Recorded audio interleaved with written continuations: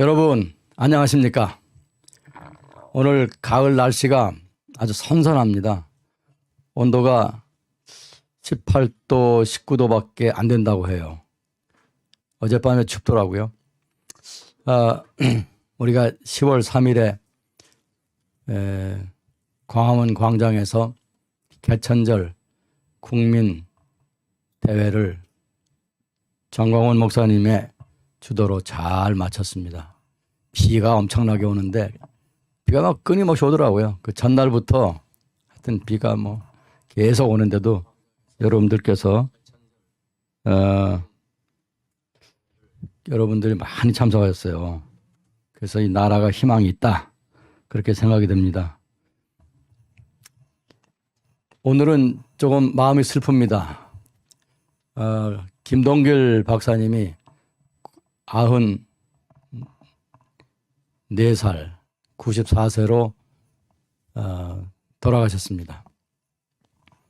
늘 그 자유민주주의의 정론을 말씀하신 어른이신데 세월을 못 이기셨습니다. 그래서 돌아가셨고 자기의 지시는 세브란스 병원에 기증한다고 하셨습니다.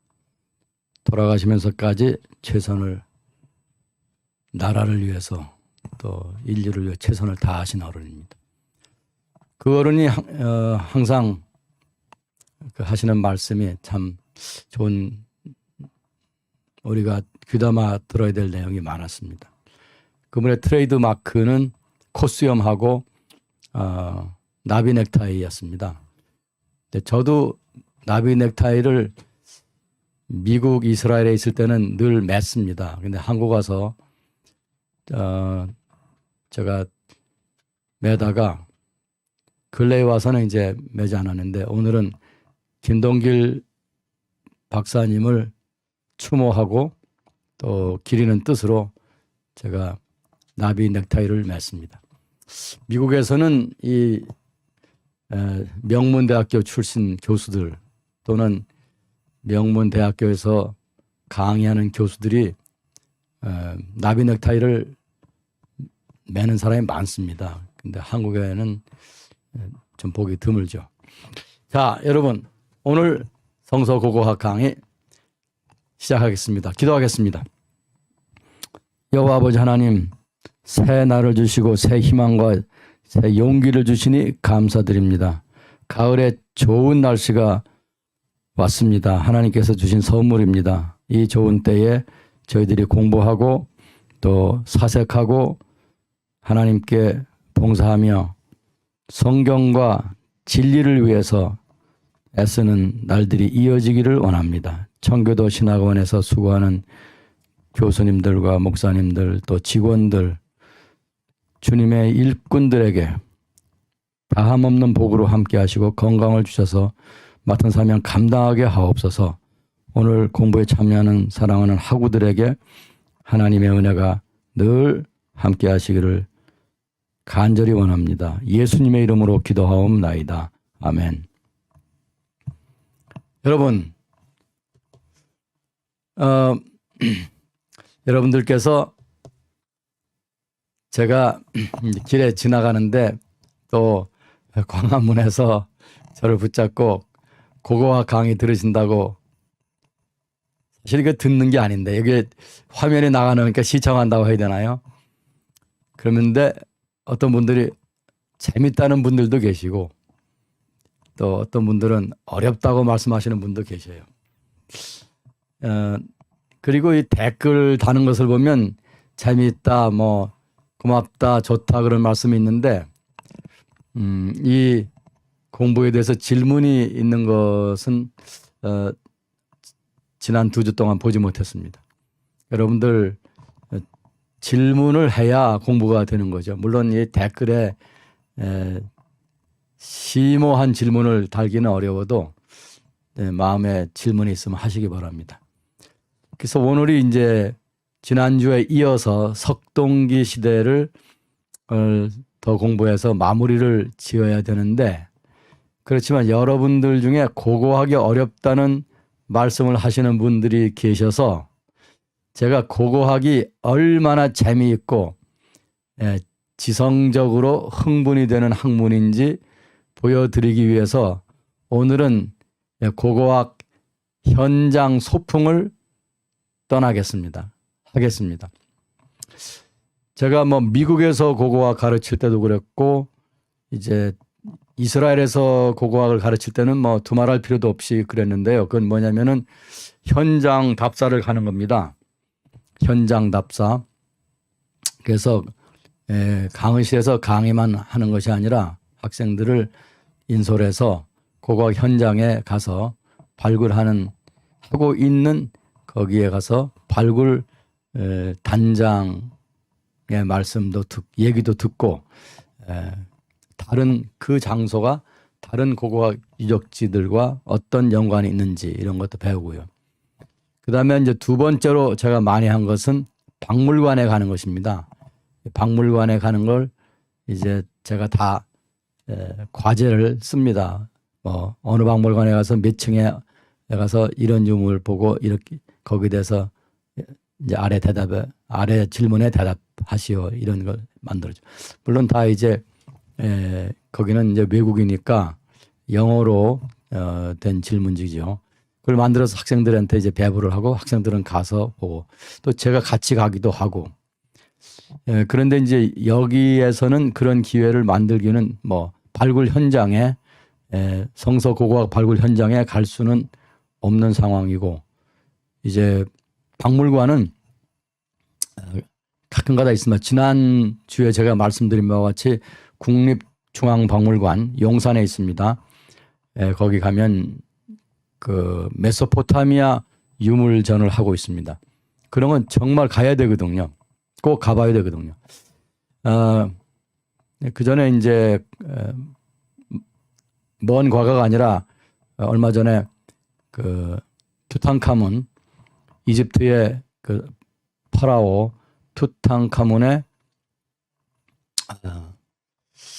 그 유물 그건 이제 진품은 아닌데 그 복제품인데 아주 정교하게 복제했더라고요.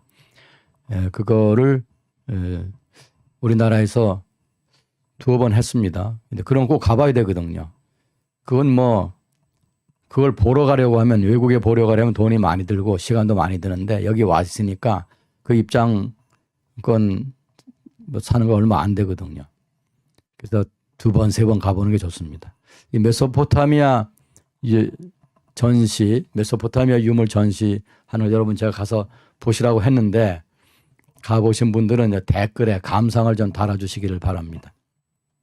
그래서 오늘은 2022년 이스라엘에서 뭐 터키라든가 이란, 이라크, 뭐 이집트 뭐 많이 있습니다. 근데 우리가 성서고고학 그러면은 또 성서 역사 뭐 이런 것을 할 때는 또 성서 지리 이런 게 이제 핵심 지역이 이스라엘이기 때문에 이스라엘 요르단강의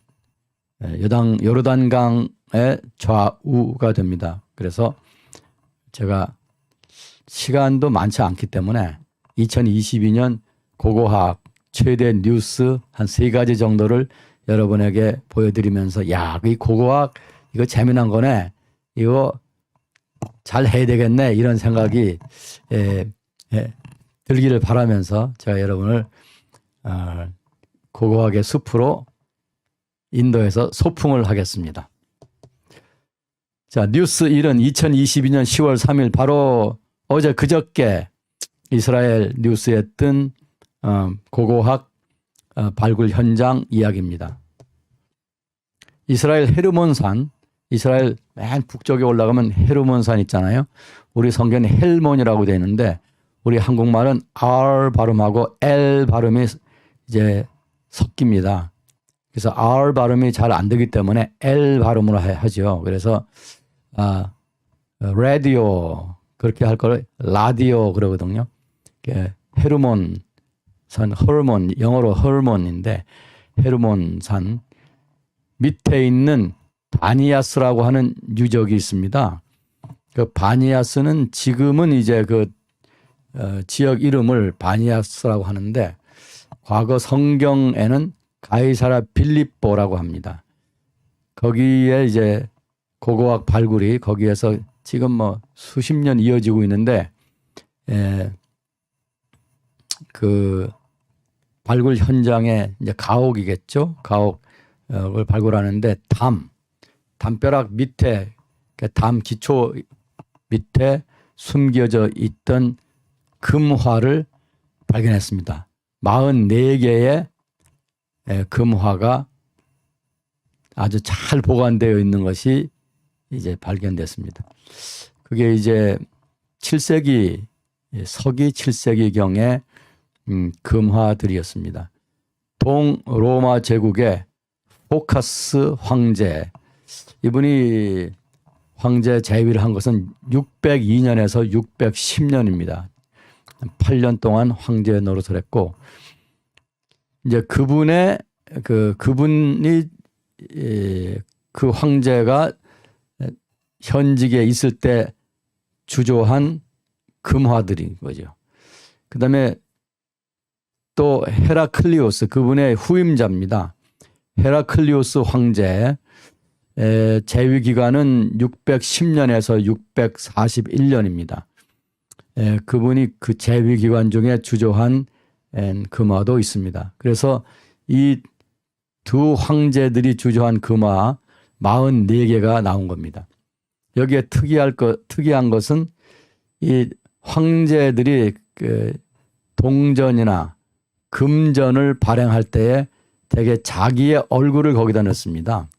자기의 얼굴이나 신의 신상, 신의 이미지를 거기다 넣는데, 포카스 황제는 자기 얼굴을 넣습니다. 근데 헤라클리오스 황제는 처음에는 자기 얼굴을 넣고 이 금전을 만들다가 좀 지나서 자기 아들들의 얼굴을 넣습니다. 자기와 자기 아들들 얼굴. 근데 이 아들들의 얼굴이 어린 아이의 얼굴인 경우도 있고, 또 청년인 얼굴이 있고, 또 장성한 얼굴, 이런 식으로. 그러니까 지금 이분이 재위한 것이 한 30년 되거든요. 그러니까 그 사이에 이 아이들이 자라는 얼굴의 모습을 그대로 이제 금화에 새겨 넣은 것입니다. 그래서 헤라클리오스의 금화를 쭉 이렇게 시간별로 이렇게 놓고 보면은 거기에 이 아이들이 어떻게 성장했는지를 볼 수 있는 아주 대단히 흥미로운 금화들인 것입니다. 그래서 가이사라 빌립보, 화면이 약간 잘려 보이는데요. 가이사라 빌립보입니다. 현재의 지명은 바니아스라고 되어 있습니다. 어떤 데는 파니아스라고 합니다. 이 아랍 사람들이 B와 P 요 사이를 발음을 잘 못합니다. 우리가 비읍과 피읍, 영어로 보면은 죄송합니다. 비읍과 피읍에 혼란이 있습니다. 그래서 V 발음 못합니다. V자 V 발음 못해가지고 이제 혼란이 생기는데, 이 아랍 사람들이 B하고 P가 잘한다. 그래서 Happy Birthday 그래야 되는데 Happy Birthday 이렇게 하는, 그렇게 발음하는 것 수도 있어요. 그래서 원래 파니아스는 판이라고 하는 신을 로마 시대에 예수님이 계실 때에도 거기에 판 신을 섬겼던 그 신전들이 있었습니다. 그래서 파니아스입니다. 사실은. 근데 이제 아랍 사람들이 발음을 파니아스라고 안 하고 바니아스라고 하는 바람에 현대 지도에도 많은 지도들이 B로 기록되어 있습니다. 그래서 바니아스. 근데 어떤 지도를 보면 좀 더 정확하게 하려고 지도를 보면 파니아스라고 되어 있습니다. 그 파니아스는 그 헬몬산 밑에 있는데, 거기에서 헬몬산 밑에서 수천 개의 샘에서 이제 샘물이 올라와 가지고 개울을 이루다가 그것이 이제 단에서 흘러나오는 물과 합쳐지면서 요르단 강의 상류가 되거든요. 그래서 물이 깨끗한 물이 벌컥 솟아나오는 지역입니다. 그래서 이스라엘은 물이 귀한 곳이기 때문에 어디든지 물이 있는 곳은 신성한 곳으로 여겼고, 거기에서 이제 고대에는 신이 있었다라고 했고, 그 다음에 이제 성경 시대에도 물이 나오는 곳에서는 중요한 제의, 예를 들면 왕을 세우는 대관식 같은 것이 이루어지기도 하고 그랬습니다. 그래서 이 금화가 이렇게 많이 나오는데, 이 사진을 제가 그 인터넷에서 보니까 선명하더라고요. 그래서 제가 받아서 지금 여러분 이 화면에 띄웠는데, 여러분이 작은 핸드폰 화면으로 보시는 분들은 잘 보기가 어려울지 모르겠습니다만, 컴퓨터에서 보면 자세히 보면 아주 잘 보일 것입니다.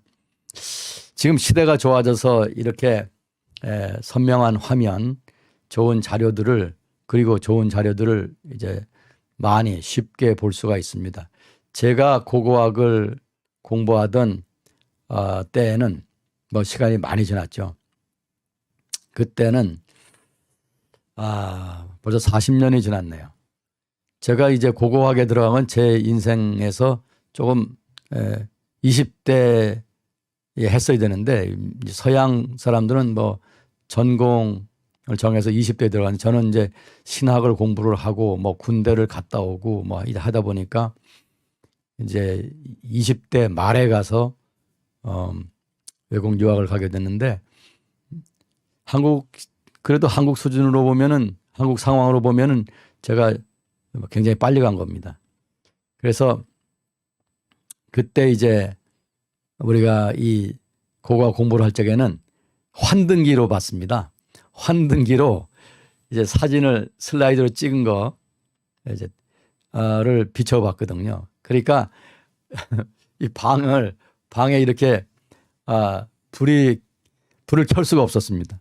교실에서 교수님이 이제 여러분에게 슬라이드를 보여주겠습니다, 그렇게 이제 말씀하시면은 이제 학생이 누가 벽에 있는 스위치를 딱 끄거든요. 그러면서 슬라이드를 띄우면은 거기에 이제 화면이 나오는 곳, 그 화면도 지금같이 좋은 화면이 아니죠. 이게 스크린이라고 하는 것인데, 그걸 이제 쭉 내려가지고서 거기다 비치면은 그 부분만 화나죠. 그리고 도면 같은 건 다 이제 흑백 도면이었죠. 사진도 흑백 사진이 많았습니다. 이스라엘에서도 그랬고, 제가 시카고 대학교에 가니까 시카고 대학교의 그 어마어마한 그 고고학 자료들 중에서 이 슬라이드 자료들, 그 아카이브라고 하는데 거기 있어요. 그래서 이제 교수님들이 그걸 갖다가 우리를 보여주고 그랬는데 어둡습니다. 어두워요. 그래서 이제 학생들이 농담을 하죠. 이제 불이 꺼지면은 여학생, 남학생 좋아하는 학생들이 손잡고 공부를 한다는 거였습니다. 근데 지금은 뭐 이렇게 PPT, 파워포인트라고 하는 프로그램을 컴퓨터에 비춰가지고서 볼 수 있으니까 참 쉽죠. 다시 이 44개의 금화들을 좀 더 확대해서 보는 것입니다. 이 황제들의 얼굴들이 보이고요. 그다음에 이제 이게 비잔틴 시대거든요. 7세기가. 그래서 여기 7세기 초반에서 중반까지인데, 그리고 십자가, 그게 비잔틴 시대의 십자가, 지금 우리의 십자가처럼 단순한 십자가는 아니고요. 이게 좀 장식이 있습니다. 그런 십자가도 보입니다. 금화의 크기를 보실 수가 있습니다. 이 금화를 연구하는 분의 손에 지금 금화들이 얹혀 있는데, 금화의 크기를 여러분이 가늠하실 수가 있습니다. 손톱보다, 이 엄지 손톱보다 조금 더 크다고 생각하시면 될 것입니다.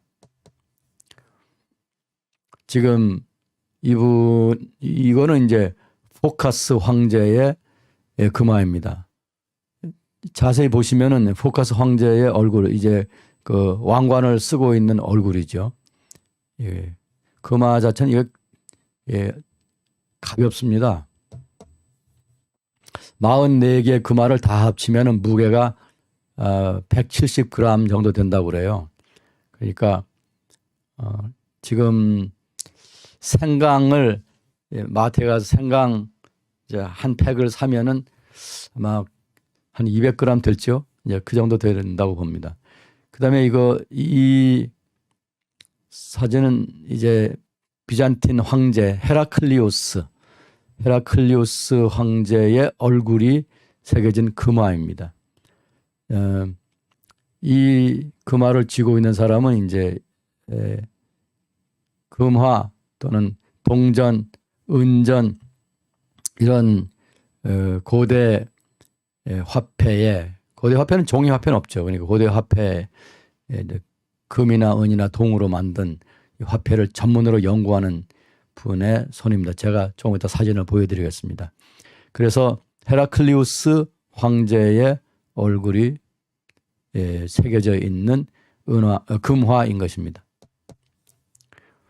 그 다음에 이 금화를 보시면은 헤라클리우스 황제와 그의 아들이 여러 명 있었겠는데 이제 그 한 명씩 이제 새겼겠죠. 그래서 왼쪽에는 황제의 얼굴, 오른쪽에는 아들의 얼굴이 새겨져 있는 금화입니다. 이런 경우가 뭐 없다고 봐야 되겠죠. 제가 금화 전문가가 아니니까 단언해서 말씀드리지 못하지만 그 전문가들 얘기가 이 금화가 이런 금화 그 황제와 그 아들이 동시에 나타나는 금화는 이것이 유일한 케이스가 아니냐 그렇게 말하고 있습니다. 대단히 희귀한 금화인 거죠.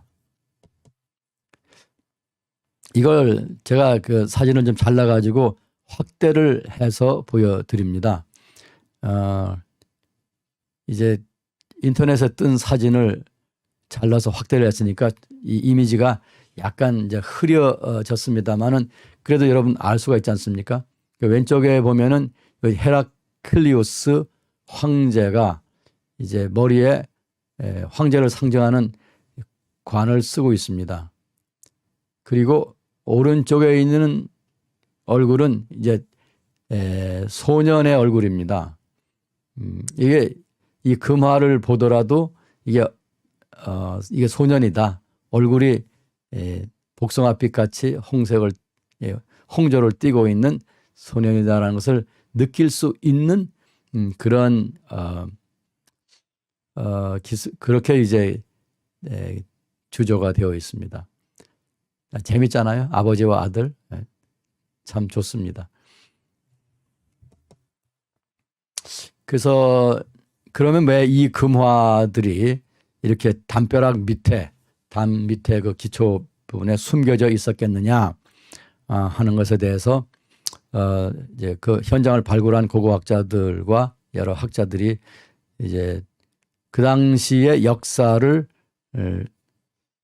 참고해서 이런 이론을 내놨습니다. 약 1500년 전에 이슬람이 이제 성지를 공격을 하자 사람들이 거기에서 바니아스 지역이죠. 그러니까 신약 시대에는 가이사랴 빌립보라고 했던 이 지역에서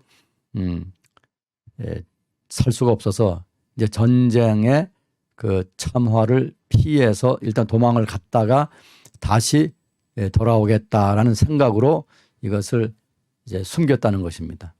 뭐 그런 일은 굉장히 많습니다. 뭐 우리나라에도 그랬고 성지에서 제가 발굴할 때 보니까 뭐 그런 일들이 많습니다. 그래서 뭐 항아리에다가 뭐 숨기거나 뭐 부엌 밑바닥에 파고 숨기거나 그 이제 우리나라 이제 현대사에서도 그런 것이 있는데 옛날 고대 이스라엘에서 그랬더라고요.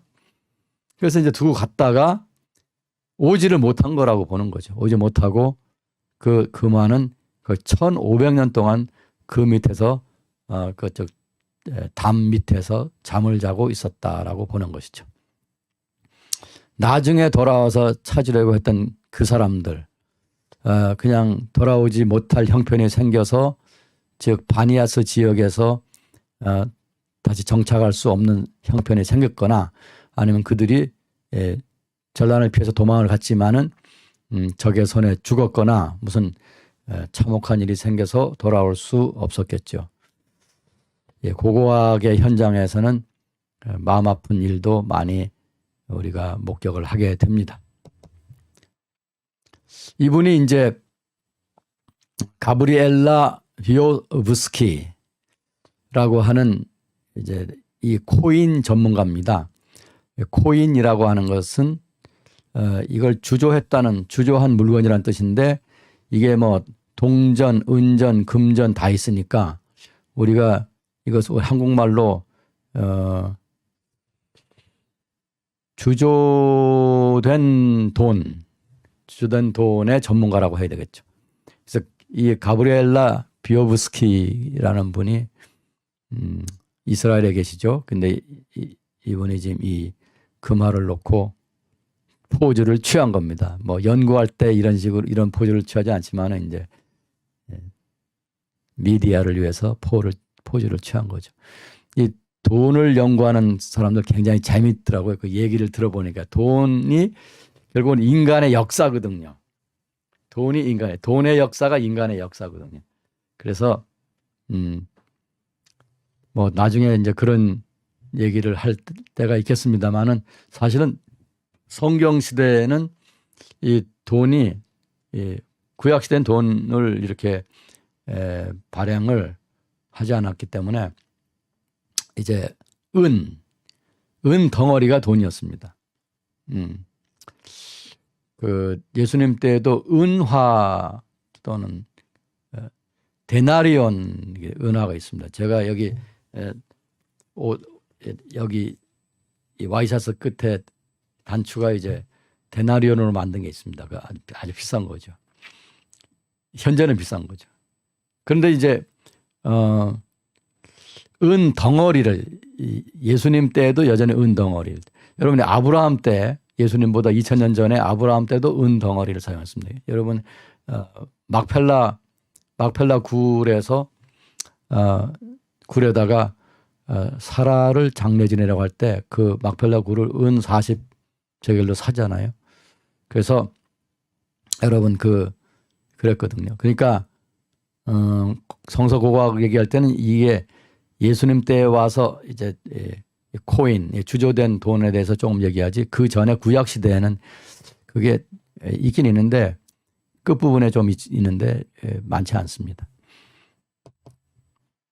자, 이분은 이제 발굴 단장입니다. 요아브 레러라고 하는 분은, 아까 그 비오브스키는 아마 러시아 쪽에서 온 유대인이고요. 이분은 레러라고 하는 걸 보니까 유럽 또는 독일에서 부모가 온 사람인 것 같아요. 유대인들이 전 세계에 흩어져 있으니까요. 그래서 유대인들의 그 성을 보면, 가족의 성을 보면은 이 사람들이 어디에서 살다 온 사람들인지 대충 알 수가 있습니다. 요아브 레러가 여러분들에게 요 금화를 하나 보여드리고 있습니다. 이것은 이제 이 슬라이드를 좀 조정해서 왼쪽에 글이 잘리고 있는데 이걸 좀 조정할 수 있나요? 다 보이도록. 여러분들은 제가 이제 말씀드리는 대로 그걸 이해를 하시면 되겠습니다. 분수대를 발굴하고 있는데, 이것은 이제 아까 보여드린 금화와 같은 시대에, 그러니까 비잔틴 시대의 분수대입니다. 놀랍죠? 물이 가운데 보면은 지금 저 발굴자 오른손 밑에 구멍, 돌로 막혀 있는데 거기가 이제 물이 올라오는 구멍이죠. 물이 쫙 올라오는 분수대가, 옛날에도 분수대가 있었던 거죠. 이것이 그 금화가 발견된 그 담 근처에 있는 분수대인 것입니다. 여기 여러 가지가 발굴되는데, 지금 우리가 비잔틴 시대를 연구하는 때는 아니니까 제가 뉴스로서 금화라고 하는, 여러분이 저를 따라서 이제 석동기 시대의 숲을 가야 되는데 어렵다고 말씀하시는 분들이 있으니까 오늘은 좀 여러분들이 슬슬 고고학의 현장을 저와 같이 걷고 있다 생각하시면서 깜짝깜짝 놀래주시기를 바랍니다. 사실 발굴 현장에 가면 막 깜짝 놀랄 것이 많거든요. 여러분이 상상력을 동원하시기 바랍니다. 고고학은 제가 언젠가 말씀을 드린 것 같은데 고고학을 하려면 세 가지가 있어야 돼요. 첫째는 건강이 있어야 됩니다. 건강이 있어야 여행도 하고 발굴도 하고 그 기후의 악조건이라든가 그 환경에 거기서 텐트를 치고 뭐 생활한다든가 할 때 이 악조건, 그리고 약간 오염된 물을 먹어도 설사가 안 나는 이 건강, 뭐 이런 게 있어야 됩니다. 그다음에 이제 두 번째로는 상상력이 풍부해야 됩니다. 상상력이 풍부해야 돼. 이 금화 하나를 들고서 비잔틴 시대를 머릿속에 재구상한다든가, 또는 저렇게 이제 그 망가진 분수대를 보면서 분수가 솟아오르고 그 옆에 이제 황제라든가 지배 계급이 나와서 담소하는 모습이라든가 뭐 이런 거. 또 기초가 다 위에가 다 무너지고 기초만 남아있는 궁전을 보고서 그 위에 궁전이 있는 것처럼 설명을 할 수 있다든가, 이런 상상력이 풍부해야 됩니다. 그 다음에 세 번째는 돈이 있어야 됩니다. 돈이 있어야 발굴을 할 수가 있고, 돈이 있어야 이 발굴한 거를 갖다가 연구해서 출판을 할 수가 있습니다. 이게 고고학은 돈이 없으면 절대 할 수가 없는 겁니다. 그래서 옛날에 우리 이 윤보선 대통령이 고고학을 하셨다고 그래요. 근데 이제 우리나라가 점점 이제 경제적으로 좋아지니까 이제 우리가 발굴도 하고 또 유적지를 복원해서 당시의 상황이 어땠는지, 당시의 유적의 모습이 어땠는지 우리가 알 수도 있고, 뭐 여러 가지 있습니다. 종로 거리를 가다 보면은 이제 유적지를 발굴을 해가지고 그 위에 건물을 짓기 전에 그 위에다 유리를 씌워가지고 내려다 볼 수 있게 한 것도 있거든요. 그래도 뭐 생활이 윤택해져야 고고학을 할 수가 있고 과거를 생각할 수 있는 거죠. 이 세 가지가 있어야 되는 거죠. 그런데 하나님께서 저를 복을 주셔서 저는 이 세 가지가 조달이 된 겁니다. 그래서 저는 고고학을 제가 우리나라에서뿐만이 아니라 이 동아시아에서 이 시카고 대학교 고고학 박사는 제가 제 1호라고 하는 타이틀이 지금도 유지가 되고 있습니다. 뭐 1호니까 뭐 그걸 뺏길 수는 없겠죠. 이 고고학을 하다 보면 시간이 굉장히 많이 들고 이 인내심이 무지하게 많이 필요합니다. 제가 사실은 성격이 좀 급한 성격인데 이 고고학을 할 때는 그 한 자리에 앉아가지고 그 도면을 그린다 할 때 뭐 5-6시간 앉아가지고 꼼짝 않고 도면을 그립니다. 그래서 남들이 정말 인내심이 많은 사람이다 그러는데 인내심이 많은 게 아닙니다. 그리고 이제 현장에서 발굴해 놓고 그 도면을 그릴 때 거기는 이제 이제 제도하는 도구를 갖다 놓고 줄자를 여러 개 갖다 놓고 이걸 맞춰가면서 그리죠. 이게 정확하게 맞지 않으면 이게 딱 화면에 나타나지가 않거든요. 그때는 인내심이 무지하게 필요합니다. 모는 종이를 갖다 놓고서 거기에 그림을 그리는데, 제가 고고학 현장에서 그림을 많이 그렸습니다. 또 사진도 많이 찍고요. 사진 찍을 때도 정확하게 찍어야 되거든요. 왜냐하면 이게 사진이 이게 영어로는 이제 스큐드라고 하는데 이게 찌그러져서 보면 즉 이제 척도가 정확하게 이게 이제 보는 사람이 알 수 있게끔 이것이 찌그러지지 않은 사진을 찍어야 되니까 굉장히 어렵습니다. 어쨌든 고고학 현장에 여러분들이 언젠가 한번 저랑 같이 갔을 수 있는 시간이 있으면 좋겠습니다. 고고학 뉴스 두 번째는 지난달입니다. 2022년 9월 20일 날 발표된 뉴스 내용입니다. 물론 이스라엘에서 발표가 된 겁니다. 이스라엘의 그 지도로 보면 약 중간쯤에 있습니다. 텔 예후드라고 하는 유적이 있습니다. 그 텔 예후드 유적에서 후기 청동기 시대 BC 14세기 뭐 1350년, 1390년 뭐 이때가 이제 14세기라고 하거든요. 여러분이 14세기 그러면 거기서 연대로 따지면은 1300년대를 말하는 겁니다. 근데 이거는 이제 그 사이프러스라고 하는 데 있거든요. 우리 성경에는 구브로라고 되어 있습니다. 구브로 섬, 사도 바울의 여행기에 보면은 구브로라는 섬이 나오는데 구브로라는 섬이 영어로는 사이프러스입니다. 사이프러스에서 수입한 토기들이 무덤에 부장품으로 묻혀 있는 것을 발굴하게 됐습니다. 근데 놀랍게도 그 토기들 안에 남아있는 그 찌꺼기죠. 찌꺼기를 분석한 결과 그것이 아편이다라고 하는 결과가 나온 것입니다. 이게 대단히 놀라운 일입니다. 왜 그런지 제가 말씀드릴게요. 여기 보면은 이 무덤 텔 예후드에서 14세기 서기 전 14세기에 부장된 사람입니다. 예, 얼굴은 웃고 있는 것처럼 보이죠. 제가 고고학 발굴 현장에서 보니까요. 사람은 죽고 나면 다 저렇게 웃고 있더라고요. 세상 살 적에는 다 얼굴을 찡그리기도 하고 싸움판에서 소리 지르는 어글리한 모습이기도 하지만은 죽고 나면 저렇게 편한가 봐요. 다 웃는 모습이에요. 이렇게 입을 벌리고 다 웃는 모습. 그래서 이 세상 사는 동안에 이왕 사는 거 웃고 살자고요. 그 사람이 이렇게 손을 모았잖아요.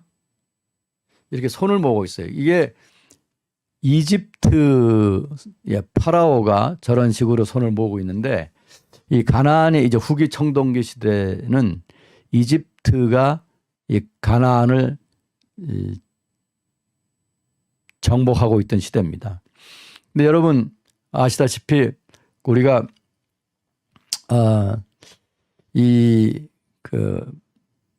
사람이 죽어서 묻힌 모습을 보면 살았을 때에 어떻게 살았는지 무슨 생활을 했는지도 알 수가 있습니다. 지금 손은 이렇게 앞으로 모으고 있는데 발은 이 오른쪽으로 이렇게 틀어져 있습니다. 그러니까 상체는 바르게 누워 있고 하체는 오른쪽으로 이렇게 눕혀져 있는 것입니다. 그게 좀 부자연스럽잖아요. 그렇게 장례가 된 겁니다. 장례가. 그리고 그 복부에다가 지금 하얗게 보이는 저것들이 그릇입니다. 톡이죠. 톡이고 또 발치에도 이제 대접과 그다음에 작은 그릇들이 놓여 있습니다. 흰색으로 보이죠. 이게 흰색으로 보이는 것이 이게 특징입니다. 이게 사이프러스에서 온 그릇들이 당시에 하얀 페인트를 칠한 것이죠. 그러니까 외국에서 수입한 그릇이니까 굉장히 가치가 높은 거예요. 비싼 그릇인 거죠. 그래서 이 그릇들을 이 사람이 죽은 다음에 같이 부장을 한 겁니다. 여기 장신 죄송합니다. 이 시체와 부장품 즉 토기들이 묻혔는데 또 지금 이 사진에는 안 보이지만은 이제 동물을 희생 제물을 삼아서 이제 그 시신과 같이 묻은 무덤도 있다고 합니다. 자, 아까 본 그 사진에서 그 사람의 배 부분을 이제 확대한 사진입니다. 오른쪽에 이렇게 나무 등걸처럼 보이는 것이 그 사람의 정강의 뼈입니다. 정강의 뼈고 여기 하얀 페인트 칠을 한 사이프러스 토기들입니다.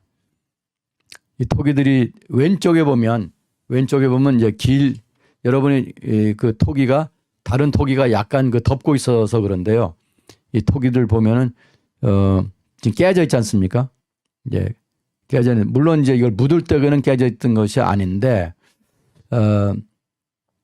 어떤 지각 작용에 의해서 다 깨졌어요.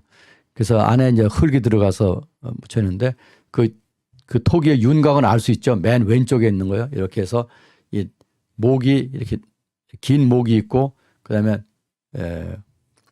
펑퍼짐한 이제 몸이 있고 그다음 밑에 바닥이 이렇게 디스크식으로 판처럼 예, 그 바닥이 밑바닥이 있는 걸 볼 수가 있습니다. 그다음에 이제 오른쪽으로 거기서 오른쪽으로 가운데 부분에 두 개의 토기가 있고 오른쪽에 이제 좀 큰 토기가 하나 있고 토기 네 개가 여기 지금 있는 것입니다. 여러분 보이죠? 이 토기 네 개가 아니라 토기 세 개네요. 가운데 있는 것은 토기가 두 개가 아니라 하나 손잡이 있는 목이 굵고 이제 긴 이 토기 그 손잡이가 있는 건 거기에 부러져 가지고 두 개처럼 보였습니다. 제가 잘못 말씀드렸습니다. 저는 항상 뭐 잘못이 있으면은 고백을 합니다. 그래서 이 가운데 있는 토기가 두 개가 아니라 하나다라고 하는 거예요. 여기 지금 토기 세 개가 보이고 있는 것입니다. 그렇죠? 네. 이 토기의 안에 찌꺼기를 검사를 한 결과 아편이 나왔다는 거죠. 그래서 그 무덤에서 나온 토기들이 이렇게 많습니다. 이게 다 수입 토기입니다. 사이프러스에서 온 토기들입니다. 앞부분에 지금 다섯 개가 이렇게 놓여 있고 뒷부분에 여러 개가 있는데요. 앞부분에 좀 작은 토기들이고 뒷부분에는 좀 큰 토기들인데 이 그릇들을 앞에 있는 부분들을 저글렛이라고 그래요. 저그라고 하는 것이 이게 물그릇입니다. 또는 그 안에 이제 향유라든가 향품을 기름을 넣었던 그릇입니다. 저글렛이라고 하는 것. 저 뒤쪽에 보면은 이제 그런 것이 큰 저그가 있고 좀 큰 거는 저그라고 합니다. 저그. 우리말로 뭐라고 하는지 제가 찾아보지 못했습니다. 근데 왼쪽에 보면 이제 대접이 큰 게 하나 있죠. 또 그 밑에 또 작은 대접이 있고 맨 오른쪽에 있는 토기는 저게 이제 등잔입니다. 등잔. 이게 이 등잔 끝이 이렇게 딱 손으로 집혀 있죠. 그리고 거기에 검은색이 보입니다. 거기에 심지가 타서 검게 되어 있는 것입니다. 그래서 이런 토기들이 거기서 나온 거예요. 그러니까 14세기에 이 가나안 땅에 지금은 이스라엘이라고 하지만 그때는 가나안 땅이잖아요.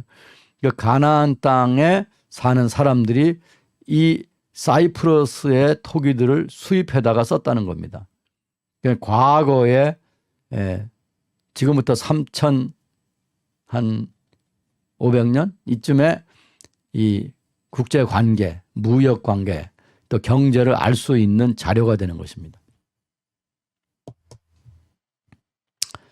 이 토기 안에 남아 있는 물질을 조사한 결과 그 찌꺼기죠. 이 세계에서 최초로 아편의 증거물을 채취하게 된 것입니다.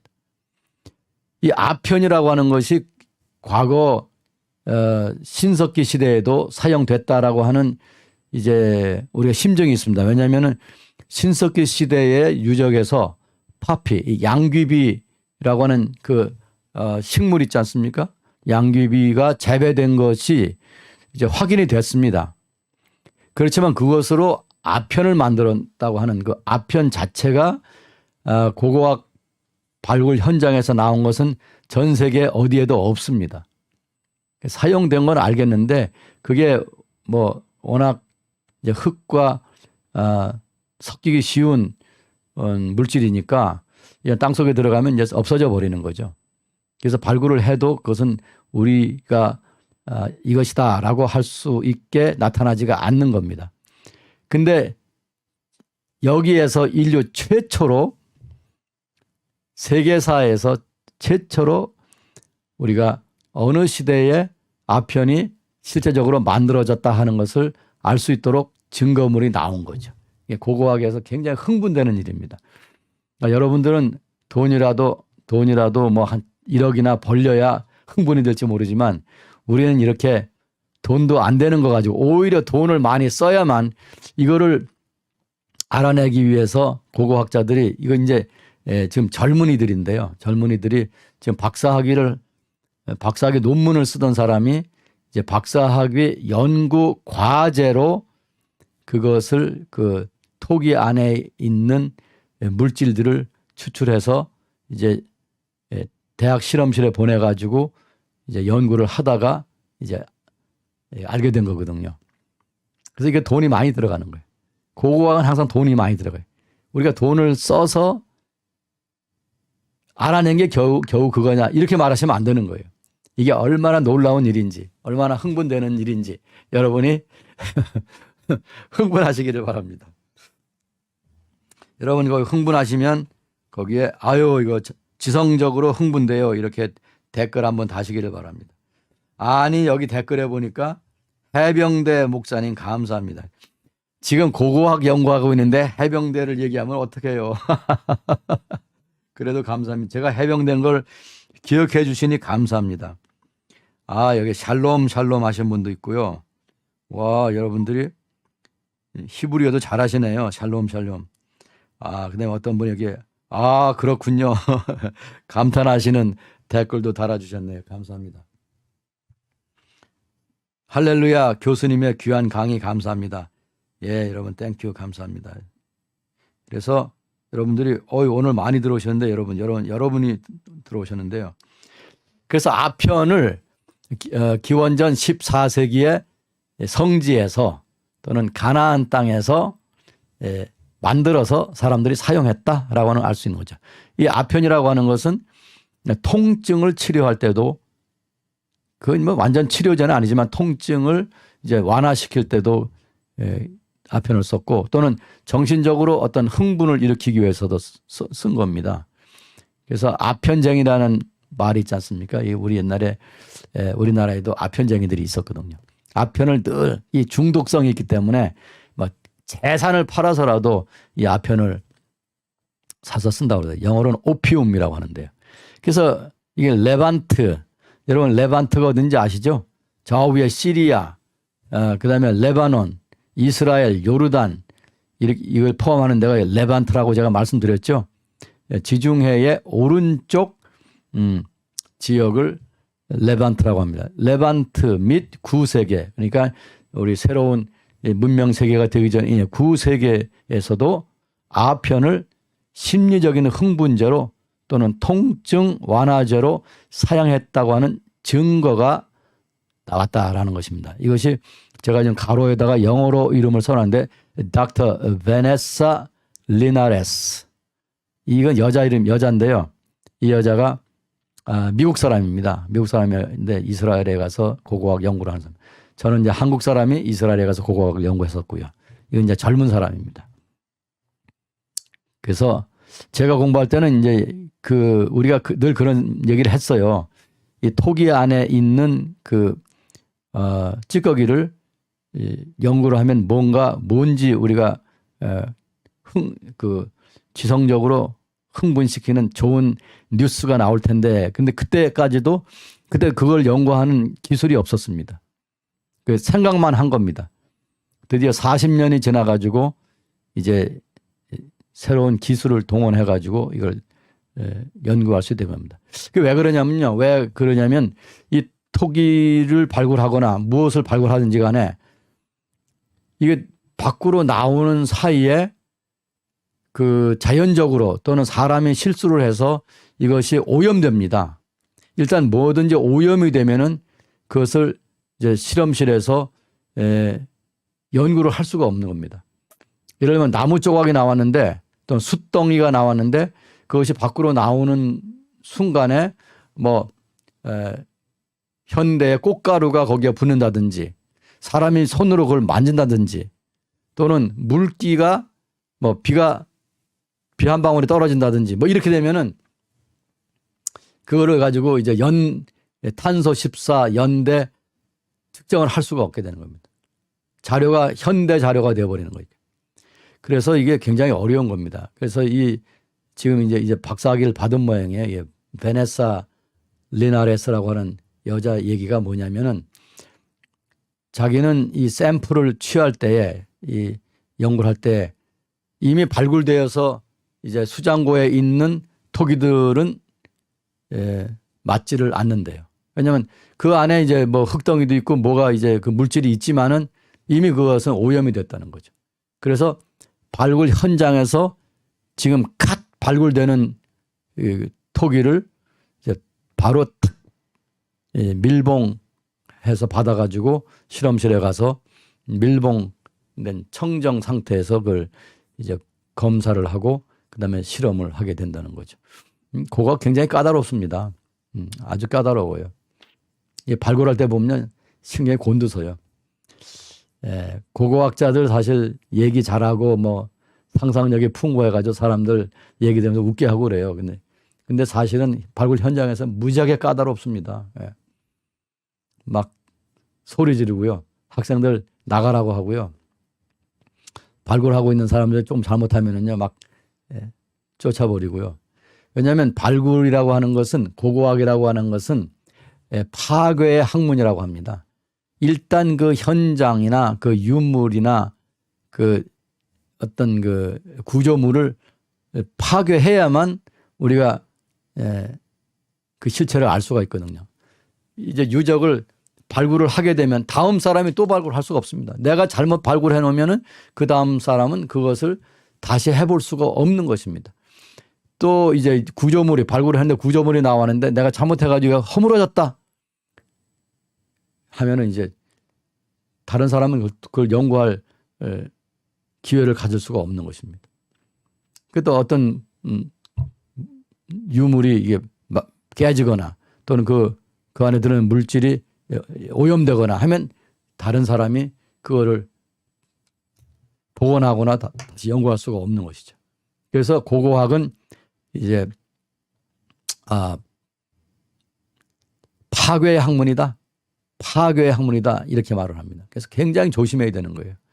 내가 연구를 하고 나서도 또 다른 사람도 연구할 수 있도록 어떻게 하든지 이거를 보존하고 또는 그걸 보존할 수 없으면 그 자료를 정확하게 분석을 해서 출판을 하거나 사진을 찍어 설명을 하거나 뭔가 해야 되거든요. 그래서 고고학자들이 현장에서는 대단히 깐깐합니다. 오케이.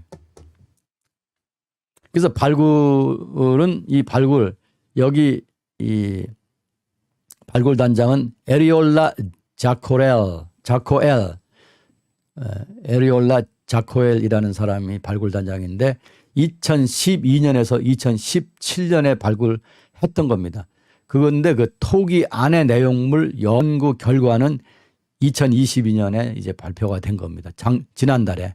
그러니까 아마 그것을 뭐 연구하는데 몇 년 걸린 게 아니라 그 내용물을 이제 근래에 와가지고 연구가 이루어진 것 같습니다. 자, 이 톡이 아까 그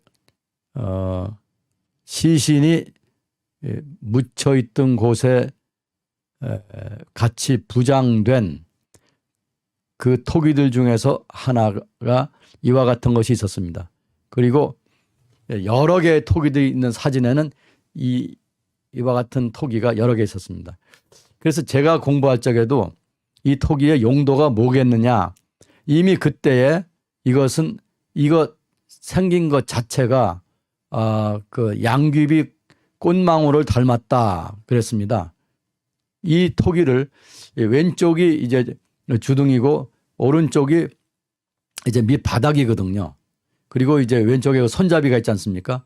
근데 이 토기를 거꾸로 세우면, 즉 이 주둥이가 밑바닥에 세우면은 이것이 그 양귀비의 꽃망울이 이렇다는 것입니다.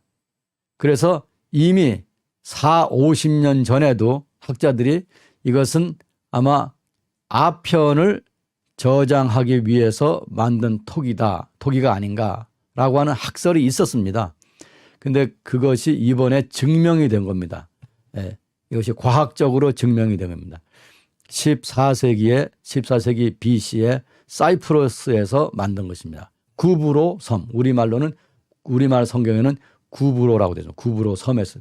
이것은 지금 여기 흰색 페인트가 좀 남아 있습니다. 여러분 흰색이 보이죠? 이 토기 안에 있는 물질을 연구해서 아편이라고 하는 것을 이제 판명해 낸 것입니다. 이스라엘 고고학부의 직원 한 사람이 이 사이프러스에서 온 토기를 들고 있습니다. 이 여자의 손을 보면 이제 구릿빛이라고 할까요? 아주 뭐 햇빛에 타가지고 구릿빛으로 빛난다고 해야 되겠죠. 제가 이스라엘에서 20년 동안 발굴할 때는 항상 저의 팔뚝이 저랬습니다. 색깔이. 더구나 저는 황인종이니까 저 사람은 이제 백인인데 저렇게 타거든요. 저는 이제 황인이니까 더 예쁘게 아주 그냥 이거 뭐라고 해요? 거의 약간 이제 진한 갈색으로 타면서 만들만들하고 이제 기름기가 잘 흐르거든요. 예뻐요. 그래서 저희 동료들이나 교수님들이 너는 이 피부가 어떻게 얼마나 이렇게 좋으냐. 굉장히 예쁘다. 이 동양 사람들은 다 이러냐 그랬거든요. 우리 동양 사람들이 이 동아시아 사람들이 피부가 굉장히 최상의 피부라고 저는 생각을 합니다. 저희 딸이 이제 지금은 이제 미국 사람하고 결혼해서 사는데 제가 그 아이들 친구들 이렇게 보면 미국 아이들하고 다 예뻐요. 다 예쁜데 이 팔이나 이런 데 피부를 보면은요. 한국 사람이 나이가 들어도요. 쭈글쭈글해지지 않고 오랫동안 그 윤기와 탄력을 유지하는 피부예요. 여러분 복 받았습니다. 그래서 제가 제 딸한테 항상 얘기하거든요. 너는 복 받았다. 너는 이렇게 아름다운 피부를 받았으니까 복 받았다.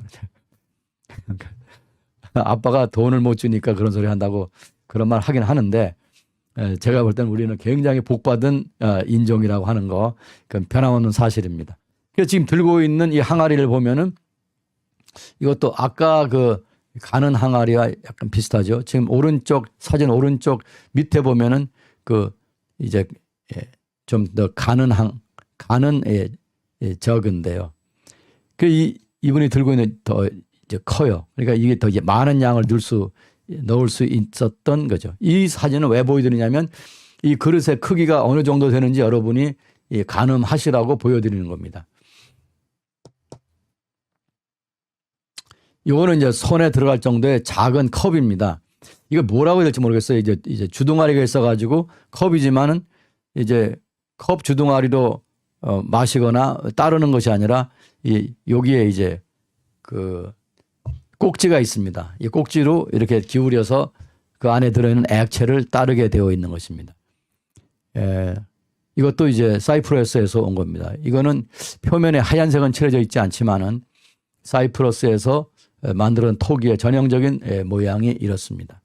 이 안에다가 아편이 들어있었다. 이 안에도 그 그릇이 여러 개의 그릇들이 있는데 그 안에 10개인가 몇 개의 그릇 안에 이거 아편이 들어있었다고 합니다.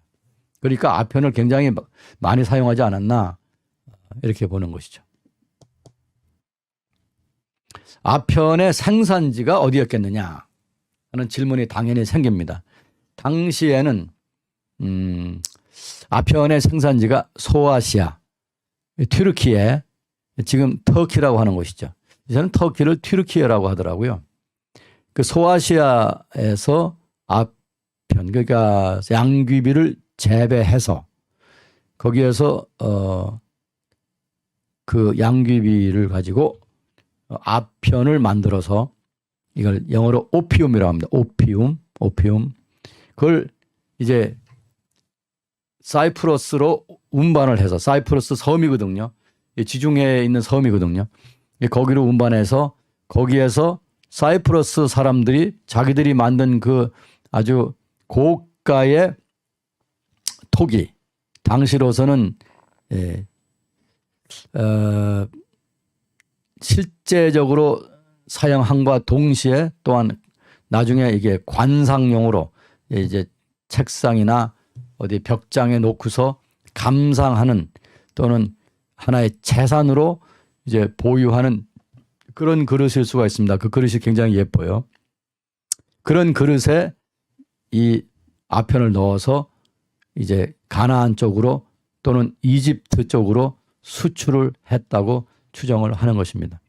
그리고 나중에는 이제 가나안 현장에서도 이 양귀비를 재배하고 아편을 생산했을 것으로 학자들은 추정하고 있습니다. 옛날에는 우리가 사용하는 증오 같은 그 통증약이 없었으니까 아편을 사용했습니다. 제가 자랄 때에도 그 아편은 이제 거래가 불법이었습니다. 그런데 불구하고 강원도 산골에서 이제 통증이 일어나거나 자녀를 이제 낳은 분들 중에는 이제 그 아편을 사용해 본 경우가 있다는 사람도 있더라고요. 또 이가 많이 아프거나 또 맹장염이 생겨서 아프거나 그럴 때 그 통증을 완화하기 위해서 집에서 그 양비비를 조금 재배해 가지고 그 아편을 보관하는 집들이 있는 걸 제가 본 적이 있습니다. 지금은 어떨지 모르겠어요. 지금 우리나라는 이 헤로인 마약 청정국이 아니라고 합니다. 남미에서 생산되거나 다른 데서 만든 그 헤로인, 그전에 히로뽕이라고 그랬는데 히로뽕. 지금 우리나라 안에 엄청나게 들어온다고 그래요. 올해도 그걸 이제 세관에서 잡아낸 것이 역사상 가장 많은 양을 잡아냈다고 하더라고요. 이제 아편이라고 하는 것은 그 과거에 통증 완화에 사용을 했고, 또 이집트에서는 그 제사를 지내거나 어떤 신들에게 어떤 그 제사를 바칠 때에 사용하고 장례식에서도 사용했다고 그래요. 그래서 여기서 지금 이게 나온 것이 그 무덤에서 나온 거거든요. 생활 환경에서 나온 것이 아니라 무덤에서 나온 것을 볼 때에 이 사람이 살아서 이 아편을 많이 사용했다고 볼 수가 있는 거죠. 그 얘기는 뭐냐면 아편을 일상생활에서 통증이라든가 제사용이 아니라 일반적으로 어떤 그 환각이나 어떤 기분을 좋게 하기 위해서 심리적으로 어떤 환각 상태에 들어가기 위해서 이 아편을 사용하지 않았나 하는 걸 알 수 있어요. 고고학 재미있죠, 여러분? 고고학 현장에서 이런 거를 우리가 알 수가 있는 것입니다. 그래서 텔 예후드 발굴 현장에서 나온 것은 시체 위에 놓여 있는 부장품에서 이제 추출된 것이기 때문에 이 아편이 장례식 때와 살아 있을 때 다 사용했고 그 죽은 자와 산 자들을 위한 용품이었다 하는 것을 알 수가 있습니다. 그러니까 과거나 지금이나 사람들이 마약이나 그에 준하는 것들을 사용을 좋아했습니다.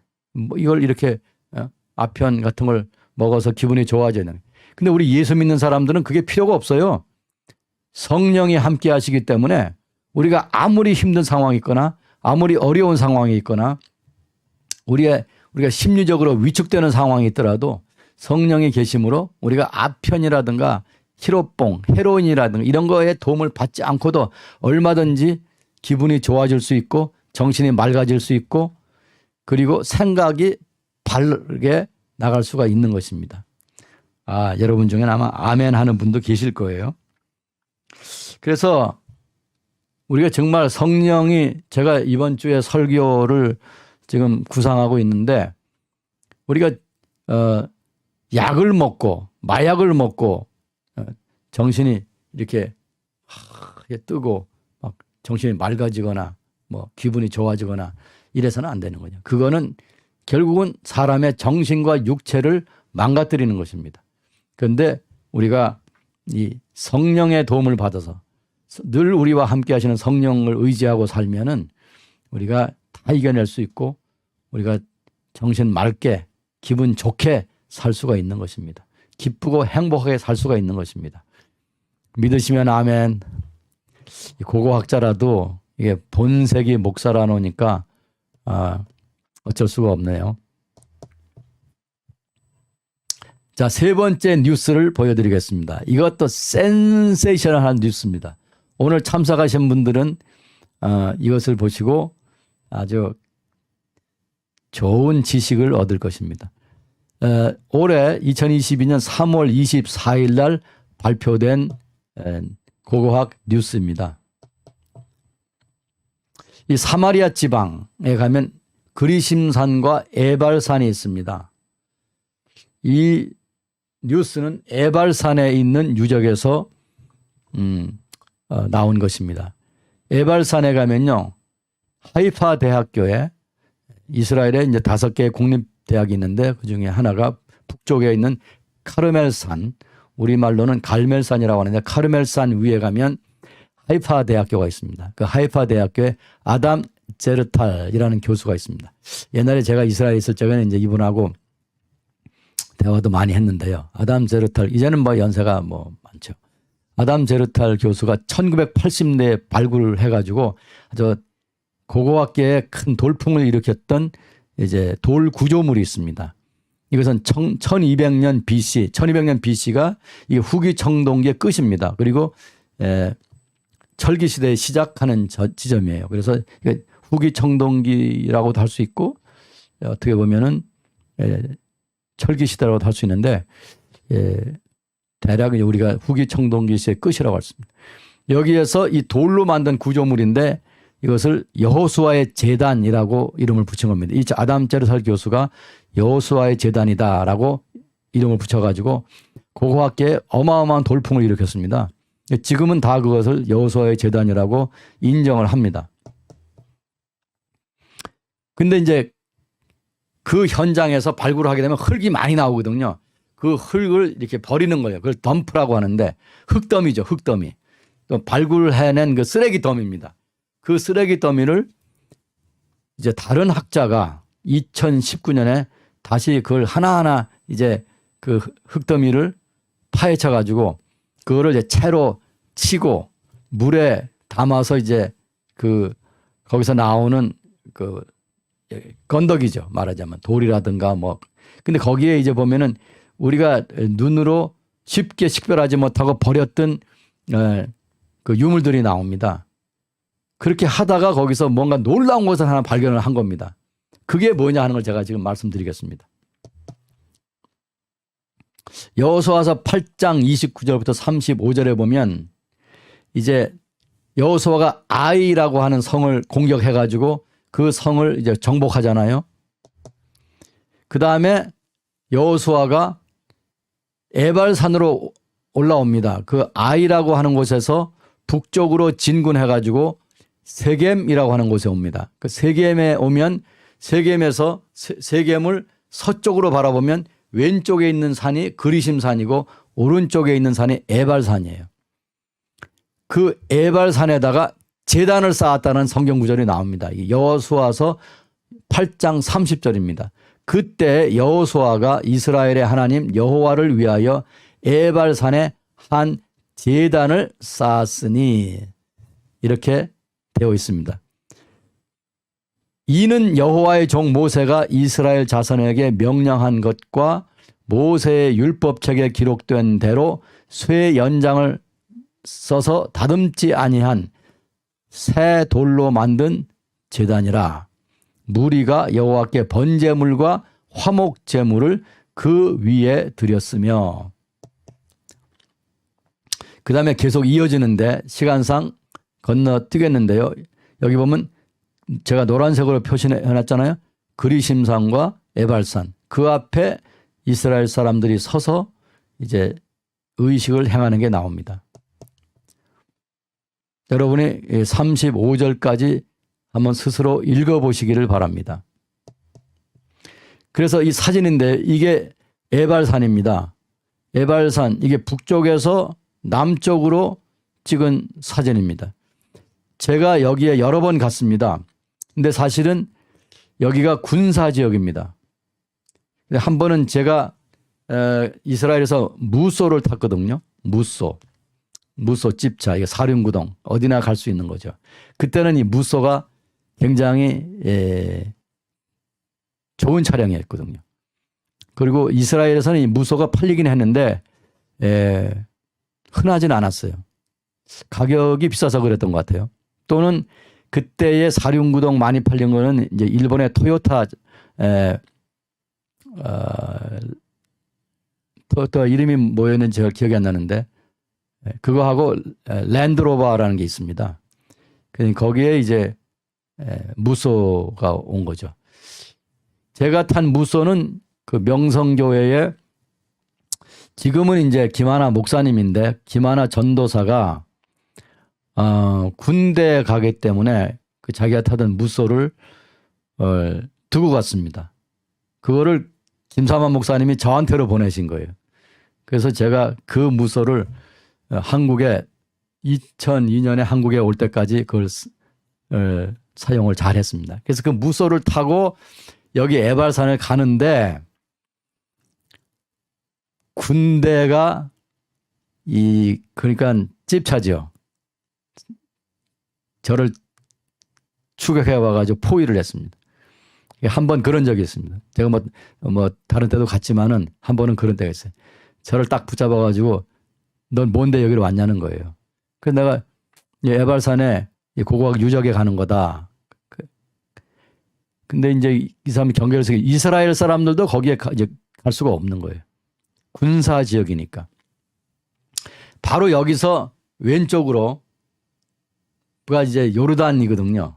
국경 바로 이 밑에가 국경이거든요. 요르단 계곡 국경이고 그 넘어가 요르단이란 나라의 이제 산악 지방이거든요.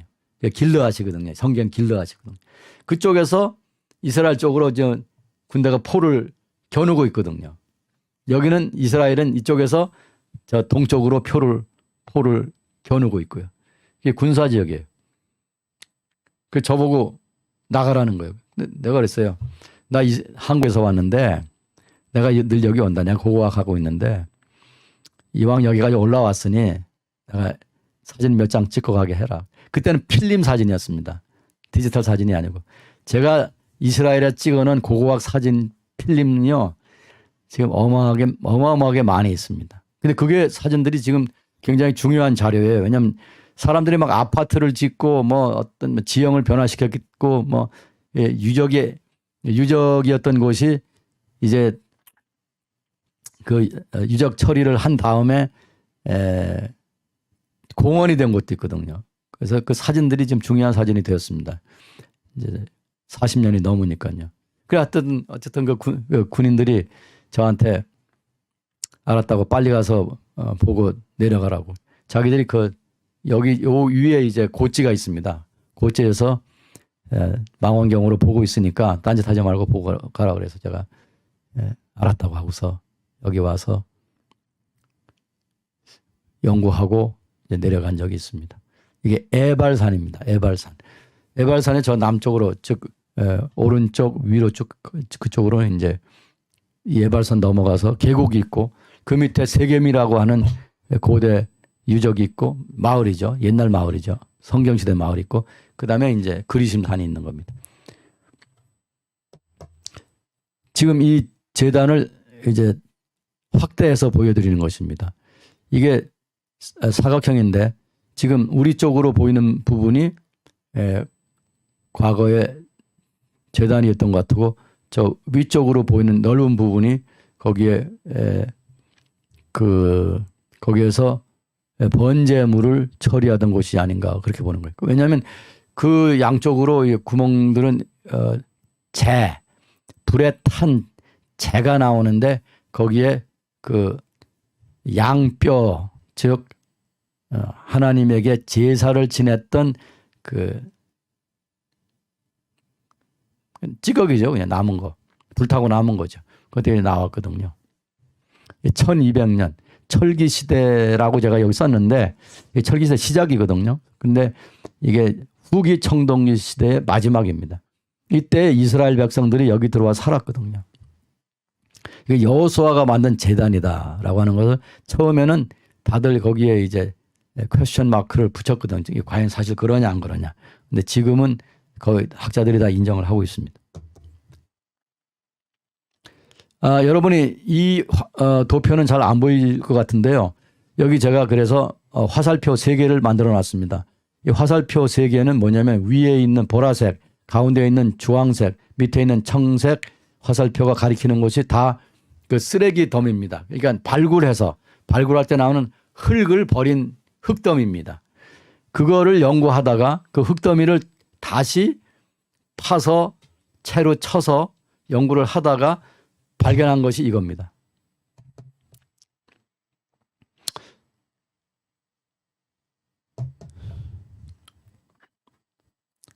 이 사람이 그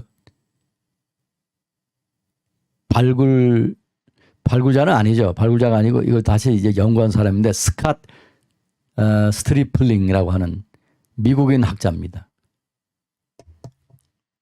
즉 이 흙더미를 다시 뒤져본 사람이죠.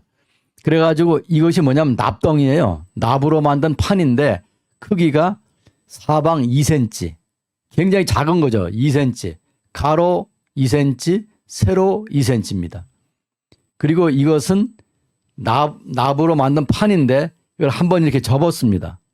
그래서 펼치면은 2cm, 4cm가 되겠죠.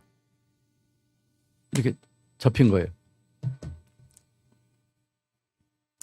그래서 이 사진이 보여드리는데요. 위에 부분은 그 나판의 앞면과 뒷면을 보여주고 밑에 것은 나판이 어떻게 접혀 있는지를 보여드리고 있습니다. 그래서 그 밑에 사진, 그 밑에 사진을 보면 그 납이 접혀가지고 이렇게 금이 접히는 부분이 이제 이렇게 뜨여져서 금이 되어 있는 걸 보이죠. 저걸 이렇게 펼치면 이게 한 장이 되는 거죠. 아, 이거 설명하기 힘드네요. 여러분은 멀리 계시고 저는 사진을 가지고 이런 보여드리고.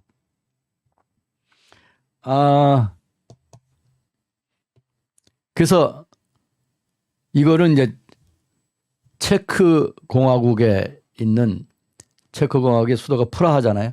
프라하에 있는 과학원, The Academy of Science에서 스캐너, 이 납을 스캔하는 스캐너가 있어요. 종이가 아니고 이 스캐너로 이 접혀 있는 것을 그대로 스캔을 한 거예요. 그렇게 스캔을 해서 거기 써 있는 글자들을, 써 있는 게 아니라 붓으로 쓴 게 아니라 이게 아마 납이니까 이렇게 긁어서 애칭으로 되어 있었던 것 같아요. 그것을 스캔해서 글자를 판독을 한 겁니다. 대단한 거죠. 이 유적지가 이스라엘 백성들이 가나안 땅을 떠나서, 죄송합니다, 이집트를 떠나서 가나안 땅에 들어와 가지고 정착한 이 거주지가 많이 있는데 그 거주지, 즉 사마리아 지방에 이 사람들이 거주하고 아마 제단은 여기에 했던 것 같아요. 굉장히 독특한 제단이고 이렇게 생긴 제단은 뭐 이스라엘 내에서 이거밖에 없다는 거죠. 그러면 그렇다면 지구상에서 여기밖에 없는 거죠. 그런데 여기에서 이와 같이 작은 것이 나온 거예요. 이렇게 볼 때 이거 발굴하고 날 때는 이게 뭐 흙인지 흙덩어리가 나오고 또 돌이 나오고 하니까 이게 분별이 안 된 거예요. 그래서 이제 바켓스에 담아서 버린 거예요. 근데 이 사람이 그 흙더미를 다시 연구를 하니까 이거는 고고학부의 허락만 중요한 게 아니라 그 이스라엘 국방부의 허락을 받아야 되는 거죠. 군사 지역에서 하는 거니까. 들어가서 그걸 이제 몇 날 며칠 그거를 채로 치는 작업을 한 거잖아요. 그래서 이걸 딱 채 걸려 나온 거죠. 그 보니까 놀라운 거예요. 오케이. 여기에 글자가 히브리어 글자가 40글자가 써 있는 거예요. 야훼 이름이, 즉 여호와. 요새는 이제 여호와라고 안 하고 야훼라고 하죠. 야훼가 아닙니다, 여러분. 야훼라고 하지 마시기 바랍니다. 야훼 이름이 처음으로 기록된 문서인 거예요, 이게. 성경 밖에 야훼 이름이 기록되어 있는 것이 이게 최초인 거예요. 여러분 흥분되지 않아요? 놀라지 않아요, 여러분? 제가 들을 수 있도록 여러분 있는 데서 소리 한번 질러주세요. 와, 놀랬다. 예? 흥분된다. 이게 BC 한 1500년? 죄송합니다. BC 한 1600년? 이때에 이 글자들이 나온 걸 제가 지난 시간에 보여드렸지 않습니까? 히브리어 개발된 거 보여드렸잖아요. 그러나 야훼의 이름 또는 여호와의 이름이 나오는 거는 이 지금 1200년보다 훨씬 후거든요. 고고학 현장에서 나오는 것이. 그러니까 이게 얼마나 귀중한 자료냐고요. 이건 뭘 말하냐면 히브리인들이 글자를 알고 사용했다는 증거거든요. 지금 이제 그 전에 학자들이 지금도 그렇습니다만은 히브리어 성경이 기록된 것은 아주 후대다. 바빌론 포로 이후다. 뭐 아브라함 얘기를 아브라함 당시에 기록한 것이 아니다. 다윗 이야기를 다윗 당시에 기록한 것이 아니다. 아주 후대에 기억을 더듬어서 기록한 거다. 뭐 이렇게 말한 사람도 있거든요. 근데 이걸 보면요. 그게 아니라 벌써 1200년 BC에 유대인이 아니라 히브리인들이 히브리어 글자를 알고 이게 글을 자유자재로 썼다고 하는 것을 알 수가 있는 거예요. 그래서 성경의 기록 연대를 쫙 그 당시 동시대로 끌어올릴 수 있는 거예요. 그게 고고학이 얼마나 중요하냐고요. 아니 고고학이 이렇게 재미있고 흥분되고 신기한데 이걸 어렵다라고 표현하면 안 되죠, 여러분. 근데 뭐 우리나라에서 고고학을 이 성경 고고학을 하는 것이 쉬운 일은 아니죠. 왜냐하면 모든 용어가 생소하고 모든 개념이 생소하고 지역 이름도 생소하고 나오는 유물들도 생소하고 그러니까 뭐 그럴 수밖에 없죠. 그래도 여러분 이건 재미난 겁니다. 할렐루야. 이 히브리어 문자들을 해독한 사람들은 권위 있는 사람들입니다. 뭐 아무나 한 게 아니에요. 게르손 갈릴은 하이파 대학교의 교수입니다. 이 히브리어 전문 교수예요. 그 다음에 피터 게르트 반 데어 위인이라고 하는 교수가 있습니다. 이 사람은 독일의 요한네스 구텐베르크 유니버시테트 마인츠라고 하는 독일 마인츠에 있는 구텐베르크 대학의 교수인 거예요. 이 사람들이 이걸 판독을 한 겁니다. 그래서 내용이 뭐냐? 여기서 이제 여기에 여호와란 이름이 나온다. 즉 야훼라고 이름이 나온다 하는 것을 이제 여러분이 보기 쉽게 이렇게 잉크로 재현을 한 겁니다. 여기에 이게 YHW 오른쪽으로부터 읽어야 되거든요. 이게 유드 헤이 바브. 원래는 여호와라는 이름은 네 글자인데 초기에는 세 글자만 썼어요. 세 글자가 나온 거예요. 이게 놀라운 일이 아닐 수가 없는 거예요. 그럼 여기에 나오는 이 40자의 글자들을 무엇을 기록한 것이냐? 저주를 기록해요. 저주문서라고 그래요.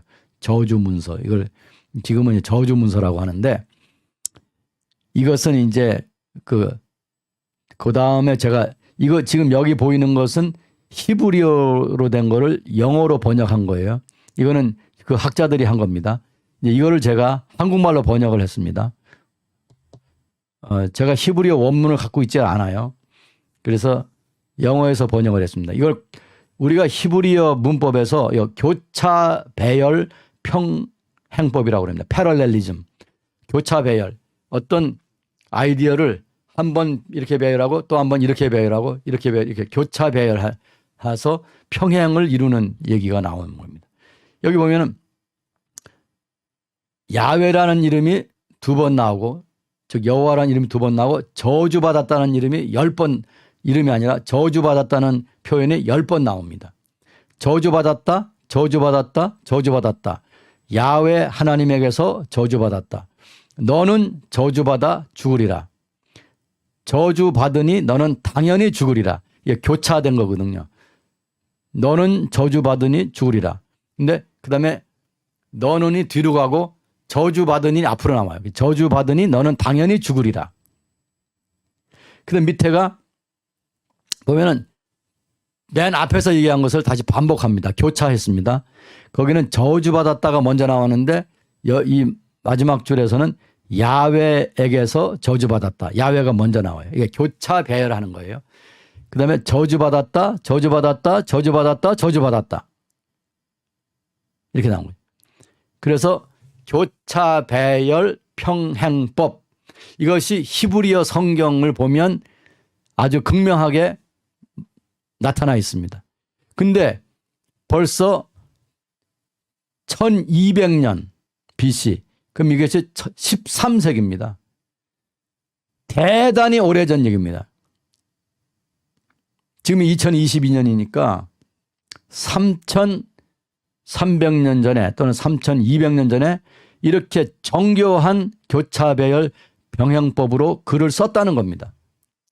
그러니까 구약 성경이 벌써 그때에 기록될 수 있는 환경이었다는 거죠. 물론 다윗은 이때보다 200년 후입니다.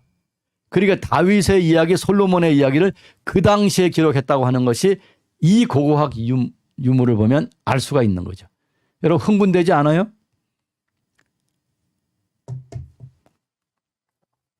여기에 김모영 하국께서 와 흥분됩니다 라고 썼습니다. 감사합니다. 여기 중요성이 뭐냐, 12세기 후기 청동기 시 끝에 히브리인들이 벌써 글자를 가지고 자유롭게 생각을 자유롭게 기록할 수 있었다는 증거입니다.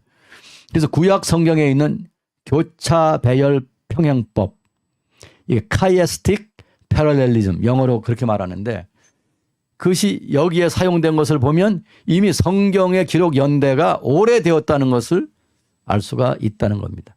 그래서 뭐 성경을 뭐 바빌론 포로 후에 뭐 갔다 와서 썼다, 뭐 심지어 뭐 헬라 시대에 썼다. 그래서 뭐 BC 뭐 5세기나 4세기나 3세기에 썼다. 이런 이론들이 완전히 무너지는 위대한 고고학 발견인 거예요. 이것이 21세기의 최대의 발견이 될 수가 있는 겁니다. 이 크기가 이 납덩어리 크기가, 납판의 크기가 2cm, 2cm밖에 안 돼요. 근데 이게 그렇게 중요한 거예요. 단 이 유물에 대한 학계의 의견 통합은 좀 더 시간이 걸릴 것입니다. 자, 그러면 다음 시간에는 이 석동기 시대 우리 계속해서 공부하겠습니다. 여러분 이거 기억하시기 바랍니다. 여러분 감사합니다. 오늘은 고고학 소풍, 고고학 산책 여러분과 함께 했습니다. 재밌죠? 안녕히 계시기 바랍니다.